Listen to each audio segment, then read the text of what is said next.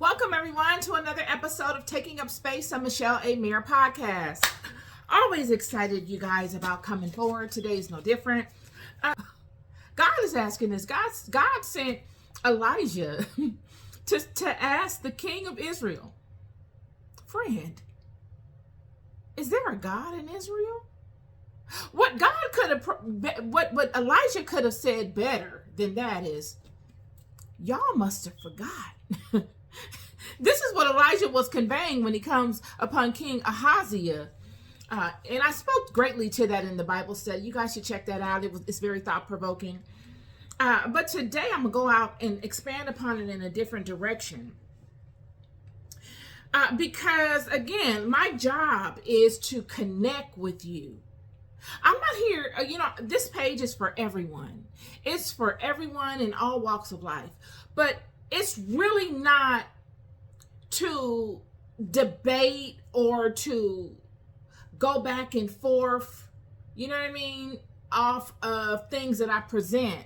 My job in this podcast and in my Bible studies are to speak to the people, the regular everyday people in life that do not have any guidance, that are searching and longing for a connection with God, but they feel alienated, either because they feel unworthy or because they don't know how to approach it or because they don't understand who and what God is.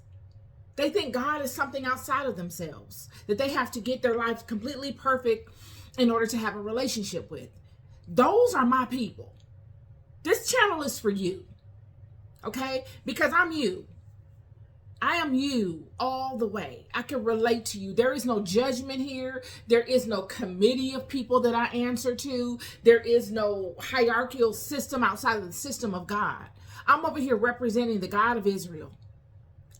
That's my bust down. That's what I got for y'all. And I'm doing it in a regular way. And I'm looking to make it contagious so that you can catch on and get some of this because it's the best thing going.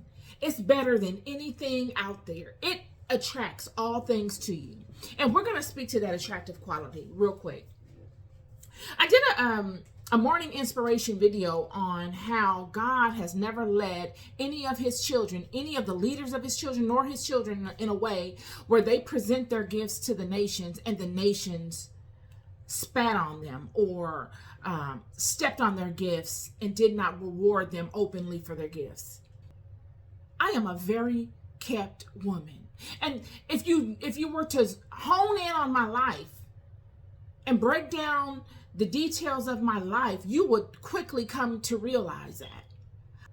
And scripture supports this. When Jesus comes upon his apostles, and he says to them in Matthew chapter 10, verse 5, these 12 Jesus sent forth and commanded them, saying, go not into the way of the Gentiles, and into any city of the Samaritans enter ye not. He said, don't go to the Gentiles, don't go to the Samaritans, but rather go to the lost sheep of Israel. He's specific as to who he needs his message sent to. And as ye go, preach, saying, the kingdom of heaven is at hand. Heal the sick, cleanse the lepers, raise the dead, cast out devils. Freely ye have received, freely give. He's commanding them to go to a specific group of people and to do specific things freely.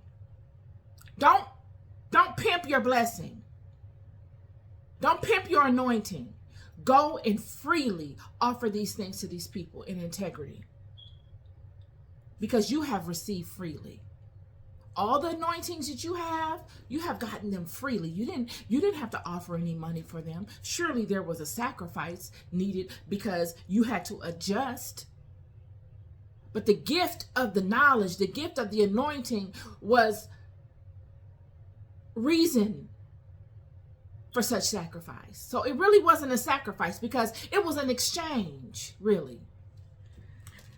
And because it was such a paramount exchange, the gift that you receive required a significant thing from you, and we call that thing a sacrifice. Okay, Provide neither gold nor silver nor brass in your purses, nor script for your journey. You don't need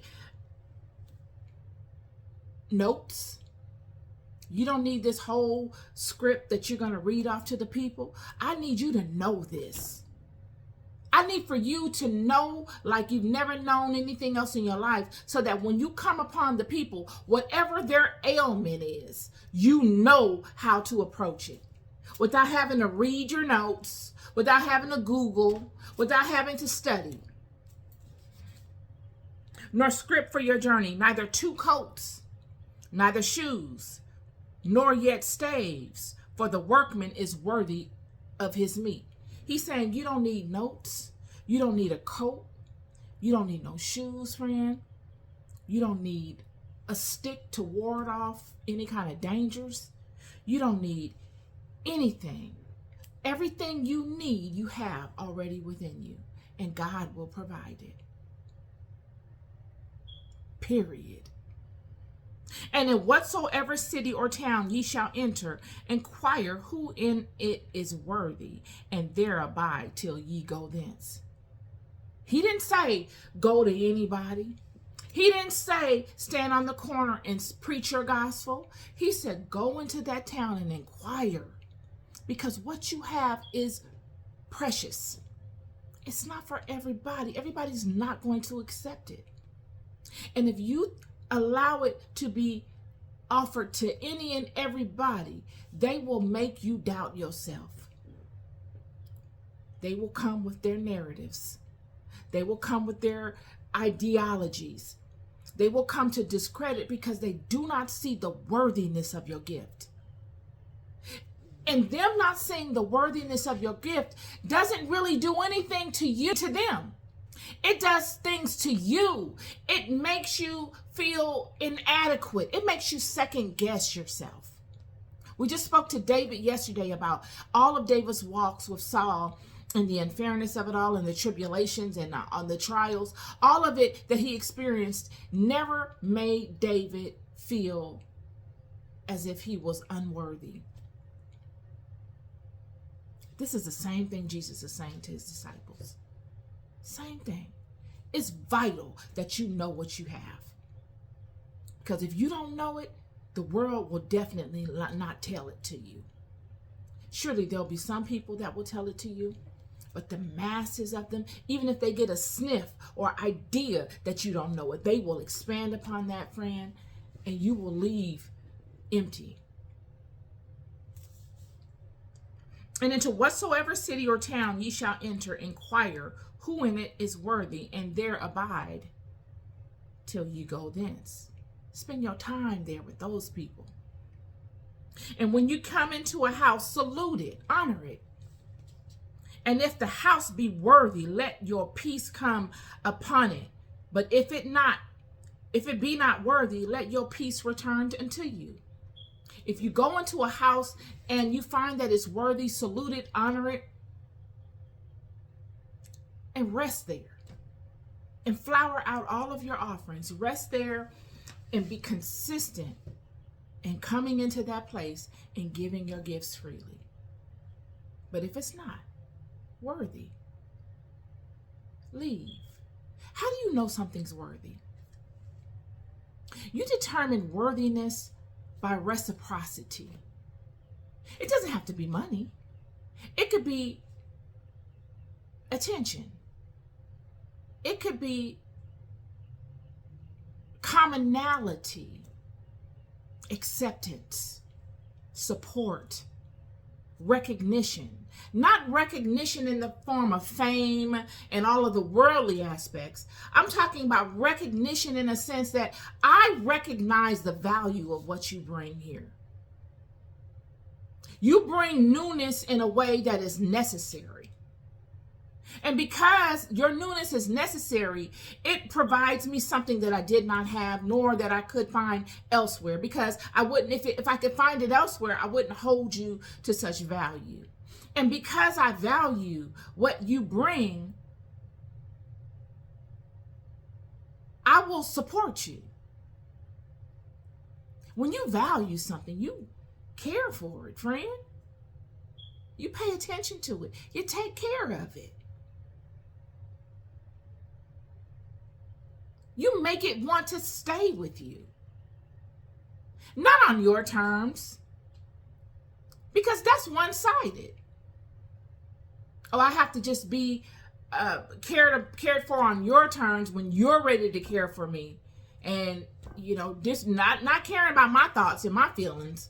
But whenever you're ready for me, it's really you, and you just think of me as an object. Because it's all about you.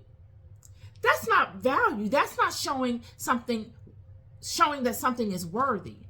When you show that something is worthy, you treat it as if you, in a way that you regard yourself. You treat it in a way that you would want to be treated. You hold it to a regard. It's just like me. If I love you, you my everything. I treat you at a certain regard. That doesn't mean that I go out and love everything. Because if so, I'd be tired. It wouldn't be special. I'd be tired from showing everything all kinds of regard. I wouldn't have anything left for me. But I'm selective in what I love.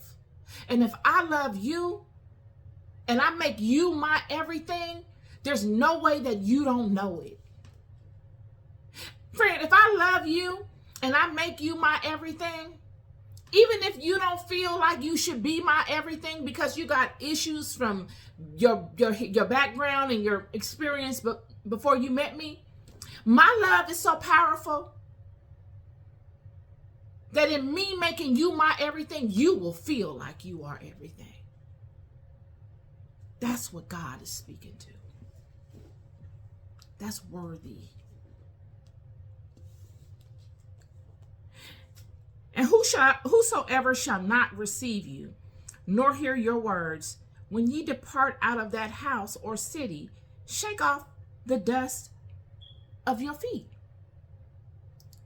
Don't take it personal. Don't sit up and complain and whine about it. I'm just not for you. I did the podcast on this. Or Morning Inspiration. I think it was the Morning Inspiration. You're just not my people. Next. I'm moving. I got stuff to do. You're not going to stop the flow of this water. One monkey don't stop this show. I'm going to step right over you. And I'm going to keep it pushing. I'm going to step right over you like a lady, like the lady I am. And I'm going to keep it going, friend. And this is what Jesus is saying. Verily I say unto you, it shall be more tolerable for the land of Sodom and Gomorrah in the day of judgment than for that city. And that's the ideology you must have when you encounter these spaces of people that just don't get you, or they don't support you for whatever reason.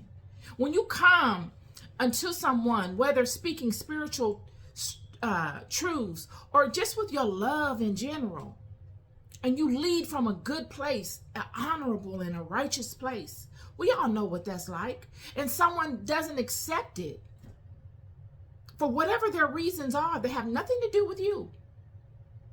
You don't sit up and beat yourself down and try to psychoanalyze that thing. You don't try to find another avenue to go down to try to exhibit that characteristic or that truth to them. You recognize it for what it is. And you say, okay, well, y'all take care and keep it going. Because it's their loss. That's your loss. You don't get to partake in any of this goodness that I have. You're not worthy of my gifts, friend. They're not for you. And take care. And that's what I want to, I want to speak to that because, we as knowers and many people that are doing have grassroots efforts in whatever regard, whether spiritual topics or whatever you got going on. If it's in alignment with God and its goodness and it's grounded in righteousness, it's in alignment with God. Yet when you go out and you look for, venture capital money, or you look for people to partner with you in your business to help you expand and grow it, you're not out here begging people to do anything. You're offering people an ability to tap into something that is worthy. You're offering a partnership. You're offering an exchange. You're offering for someone to tap into a very blessed situation. And you've got to see it for that, friend. You've got to analyze what it is that you are offering before you even offer it. You need to come to terms with what its value is. And if you find it extremely valuable, like Jesus is speaking to his disciples, he's telling them what you have is rare and it's extremely valuable. This is not an arrogant stance. It's a truthful stance. Jesus is speaking to his disciples about the truth of what he has multiplied within them. And that what they have within them ain't for everybody. And it has nothing to do with good and bad. It's just who is worthy and who is not at this particular time to receive it. And them being ambassadors of Jesus in the earth, multiplying what Jesus has taught them amongst people to help people. If those people come upon them in a way that diminishes the value of what Jesus has taught them, they need to leave immediately from that environment. They need to never pay attention to those people again, unless those people approach them with a new perspective. And that perspective must be worthy of the thing that they're offering. Because if they don't, they lessen the value of it. And it's so precious. Anything that God has anointed you to do is precious and valuable. It's too precious to be trampled under the feet of swine. And this is why I use the analogy of Daniel and Joseph and all of the great ones when they came in front of people. These people were in situations where they were in bondage. And they're standing in front of kings, offering freely gifts. And these kings found their gifts so valuable that they did not have to ask them for anything. These kings openly blessed them with these gifts, to the point that Daniel didn't even want it.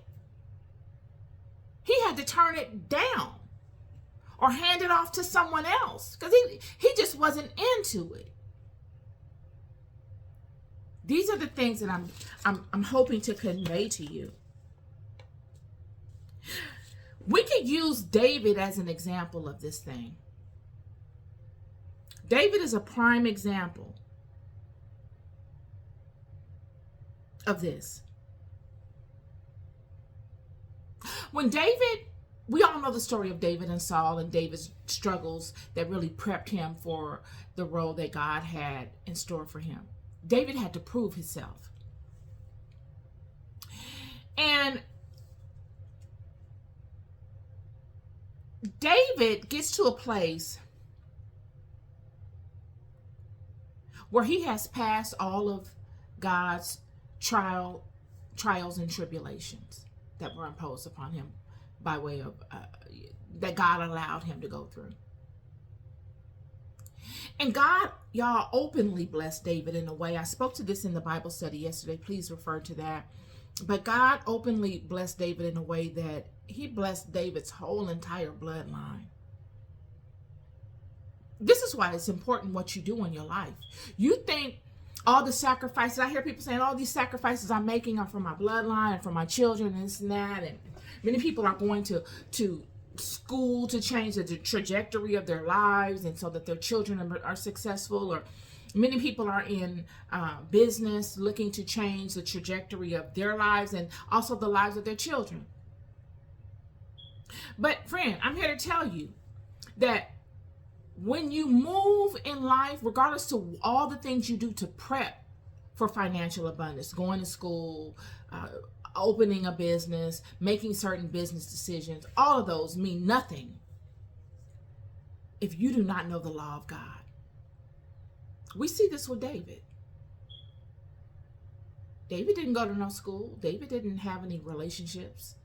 David was in the most inopportune situation. He was being hunted openly by the king of what he would consider the world.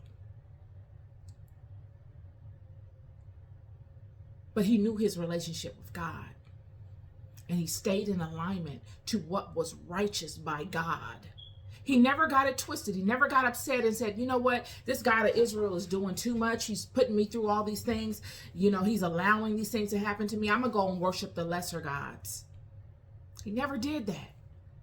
He never allowed himself to get into a place where he fell out of alignment with God, and now he's condemning himself, and he doesn't feel like he's worthy to go before God, nor worthy to get the total covering of God. So now he feels he don't have a choice but to go to these lower demons, these lower entities, and barter with them. He stayed in alignment. And because he stayed in alignment and never found himself unworthy, God blessed him openly. This is important. God blessing David set up the house of David. Before David, surely Moses and Joshua and all the great ones did their thing, and the house of Israel was established, and all the nations saw the might of God by way of the hand of God over these people. They're looking and they're like, dang, this God of Israel is something else. This one God system is really turning out to be something powerful. But David put the icing on the cake. David gave the people a first-person perspective of what God can do through a person. David, in his courage, made it popular. He put the house on the map. All of his brethren, not just from the people outside of the house of Israel, but his brethren were inspired. He lit a fire in Israel.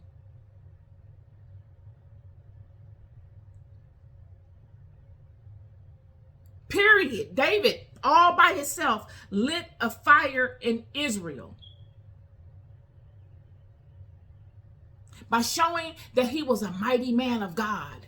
He showed what a mighty man of God looked like. He wasn't no person that came into the house through a bloodline. He didn't come from a prosperous background. He's a shepherd and was the least liked. He's a people's person. The people could relate to David and they loved him.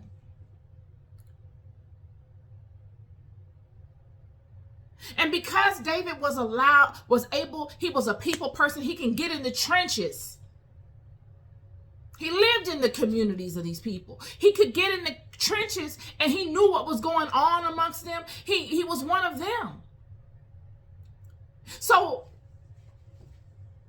and the people could relate to David's struggle. When they found out what was going on, they could relate to David's struggle. They seeing the king attack this poor man. They have a lot of heart. And they're like, nah, this is not right. Yet, throughout all his attacks, he keeps the people in a place of guidance by way of his actions. They're watching him. And they're saying, darn, look at what he's going through and look at how he's responding. He keeps his head up. He's not defeated. He's leaning on something that we can't see. Why is he not broken down? Why is he not frail and weeping in a corner somewhere? Why is he still firing back? Every time we look up, he's doing something else. He's still going to war with the Philistines and winning.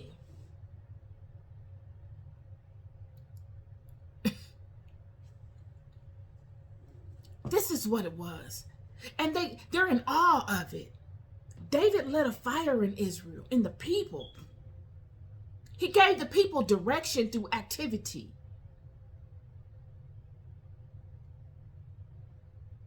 And because of that, God blessed David like nobody's business. When you read the blessings of David, I don't want to cry, because every time I read it, I cry. It makes you weep. David's whole bloodline is blessed. So when you say, oh yeah, I'm doing all these things for my bloodline, but you're making bad decisions that affect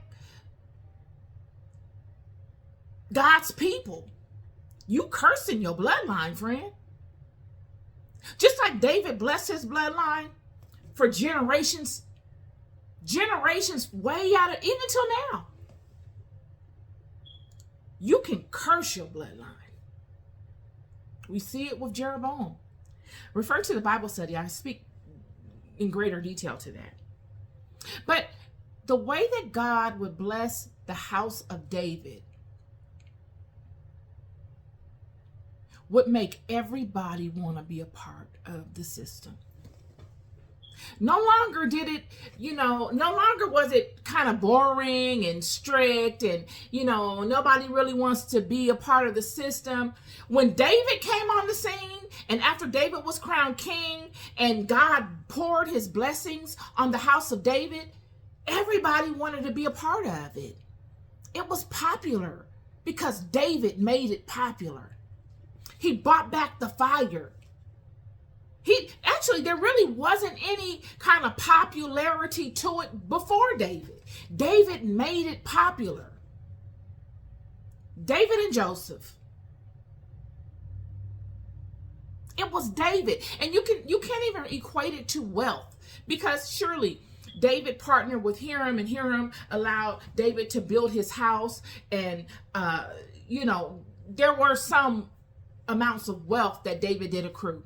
Surely David lived very comfortably. Like I said, God never lets his children suffer.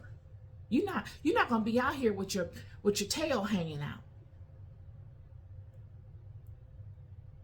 But it was nowhere near the extent it would be until, his son Solomon comes on the scene. So what we find is that the house of David is the house that we see a shift in the perception of the people toward the priesthood. We see a mass shift. But because before David, you don't see people really vying for position in a way where they're sabotaging one another. You don't see that. Surely Moses and Aaron makes the bad decisions, him and Miriam, and then Aaron with the golden calf, and disqualified Aaron. And so Joshua was next up. But you don't see anybody trying to sabotage that. You don't see sabotage until you see David transition. Because David made it popular. David made it enthusiastic amongst the people to aspire to such things. So now everybody wants to be in David's seat. Everybody. And this is one of the reasons why God blessed David so much. When David went through all these trials and tribulations with Saul, Saul could not defeat David. Saul would have never quit had David not quit. Saul would never have stopped. Saul would have kept the trial and tribulation Olympics going forever. And this is a testament of God. I don't believe God sent David through these trials and tribulations. God is watching to see what David does, how he behaves. Does he take control of the situation, or does he continue to find himself on the trial and tribulation Olympics Ferris wheel? Does he keep running on this Ferris wheel, or does he hop off and say, look, I'm done with this.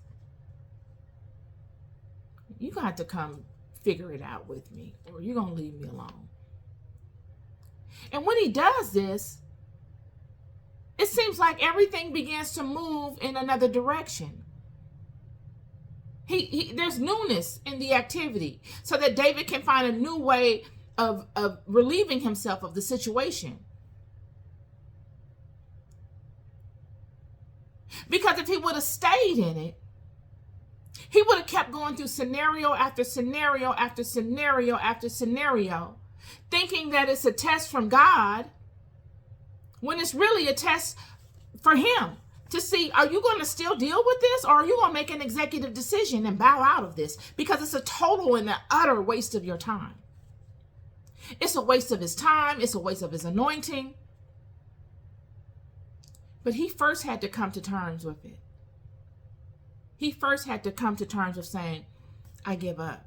Because one thing about a courageous individual is that, and especially a person that feels that they're capable, they don't know how to quit. They're not quitters. They're usually fixers. They like to fix and correct and come to a solution. They're solution-based. And when you're solution-based, quitting a lot of times is just not the option. So you spend a lot more time in things than you normally would because you feel capable of overcoming it. Some things are just designed for you to leave alone. But it would take these things that David will go through to build him up into the king that he would become. He was already a king, but he needed the experience. David was first a leader of men while on the run from Saul. He then became king over Judah. And then he became king over the entire tribe of Israel. It was the same way with Joseph. Moses even. Moses was first the king of Cush after running from Egypt. He became the king of Cush. Proved himself as a leader over Cush. And then he's brought back to be a leader over this tiny tribe of Israelites, his own people. Joseph, he's a leader in the prison over the Pharaoh's prisoners. And then he becomes leader over the people of Israel to an extent. Jacob, leader of flocks of animals, master at manipulating them genetically. He knows these flock in and out. Program them, manipulate them genetically, all that. And then God leads him away from that to be a leader of the house of Israel, to do the same types of things within his own house. Friend, God will prep you before you stand in your blessing. And a lot of times you thinking these things are of God. Oh, God is sending me through these trials and tribulations. Surely there are things that God does send you through. But a lot of times, friend, the amount of time that you stay in them are dependent upon you and what you allow. You are the leader. You are the king or the queen of your own kingdom. You can either stay in it by paying it attention, giving it your attention, by bending to its will, or you deny it any access by denying it your attention. It does not exist without your attention. You are the king. You are the queen of that thing. But in either of the two places, you must determine what is worth your time. And you determine what is worth your time by how your gifts are received. Is that place worthy of your gifts? Or has your time in that place expired and it's time for you to move on? Only you will know that. Only you can tell that. This is my This is my word for you today. You know, when I speak to the house of Israel, I speak to a mighty house. I know yesterday I spoke to the grimoires and the Goetia and Solomonic systems and things of that nature. And when you read these books upon these systems written by people, you will clearly come into a knowing that they're showing you how these people would act out these things. You know, you got to put on these types of clothing, and you have to do these specific things, and when you say these different incantations or these different words, you've got to say them like you mean them, and you've got to speak them in a particular type of authority. That's the champion spirit of this house. That's all Davidic. What the king did, I hope I go deeper into this as it flowers out within me.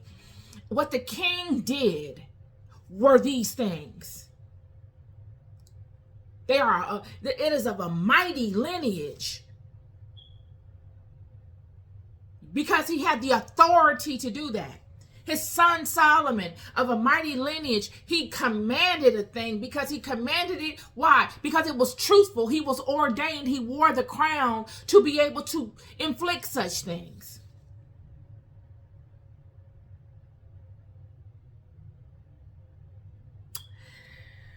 But that's just me talking. Another podcast episode. You're loved more than you'll ever know. Be good to yourselves and be good to one another. Peace and love.